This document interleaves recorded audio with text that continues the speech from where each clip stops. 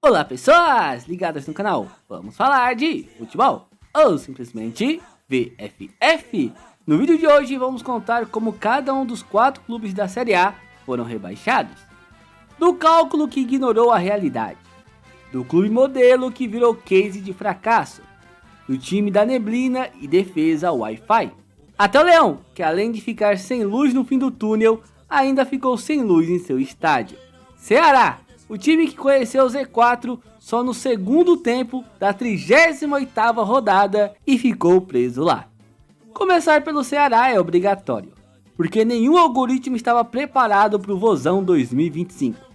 Durante o campeonato inteiro, não brigavam por Libertadores, não vivia desespero de lanterna, não pisou no Z4 em momento nenhum.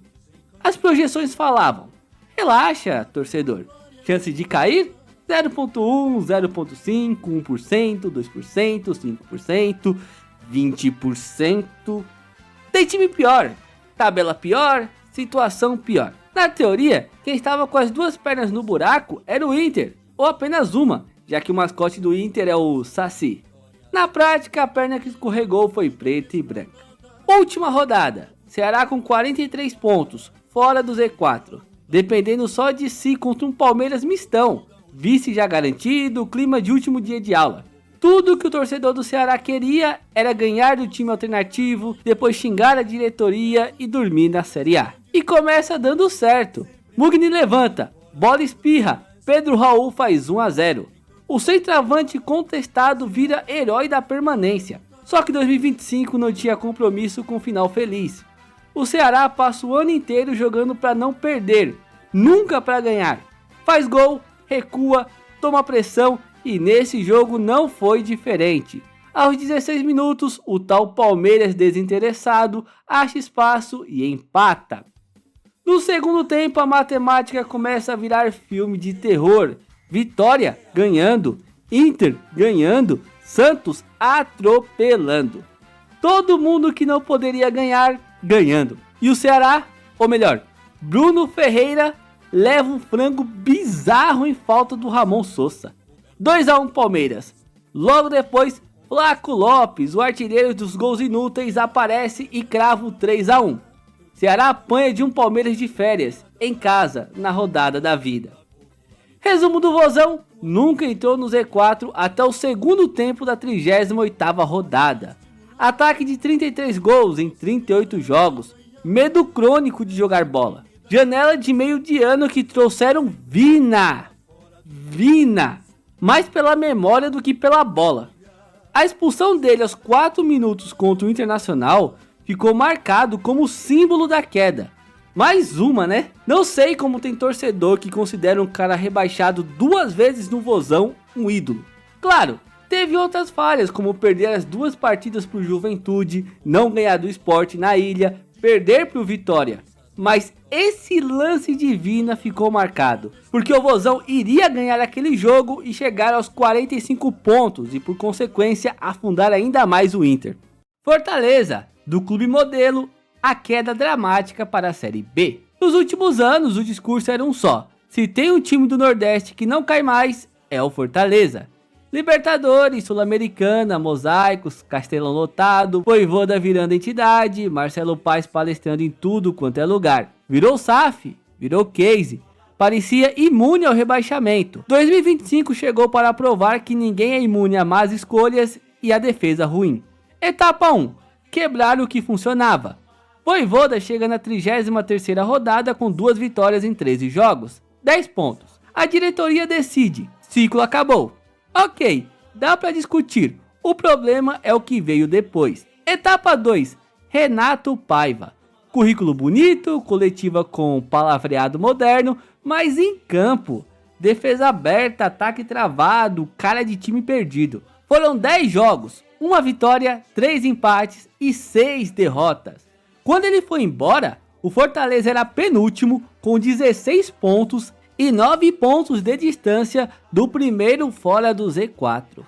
Nessa época, lembro bem que os torcedores do Bahia tentaram avisar, mas tem clube que só aprende quando se dá mal.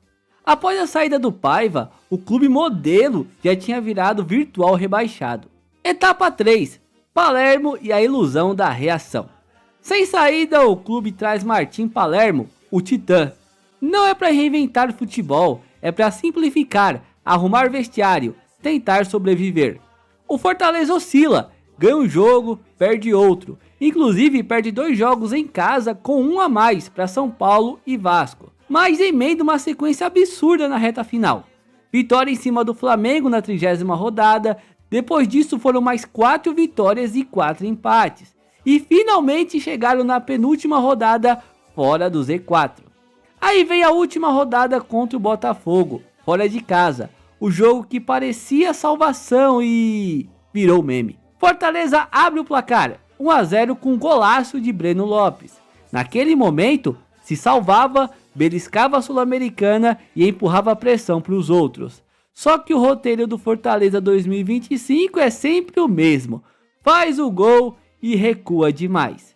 Toma 1 a 1 no fim do primeiro tempo com um golaço de Montoro. Volta para o segundo, quem faz o gol da virada? Arthur Cabral, cria do Ceará. O Fortaleza lutando contra o rebaixamento e o gol que empurra o time pro abismo veio de um filho do rival. O algoritmo do deboche se alimentou bem nesse dia. Ainda acharam um pênalti e empataram com o Barreiro.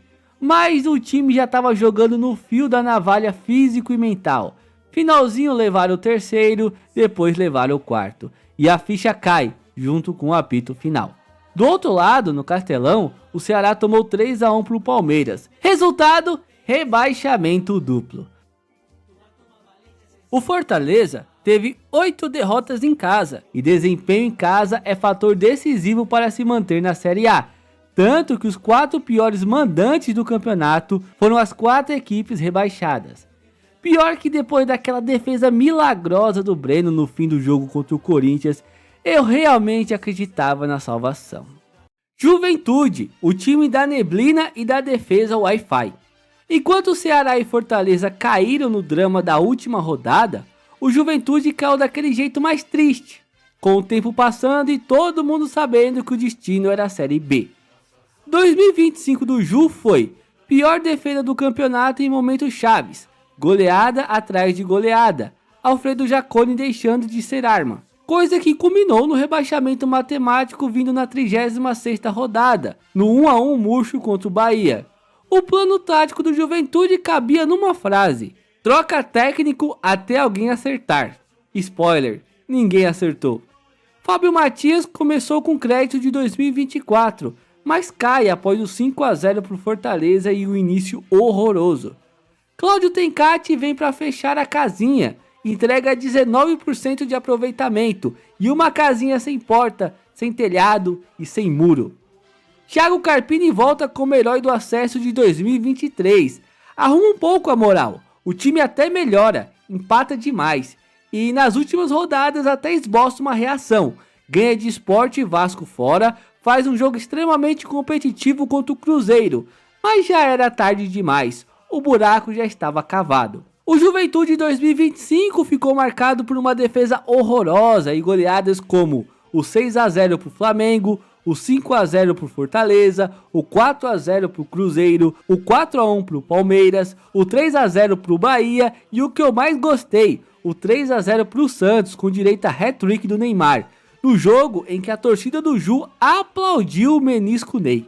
Sempre que o Juventude cai, fico triste. Primeiro por gostar muito do Juventude e segundo por não ter mais a clássica neblina do Alfredo Jaconi na Série A. Eu adoro o Nenê, mas ter um jogador de 44 anos como um dos principais ou o principal jogador do meio é complicado.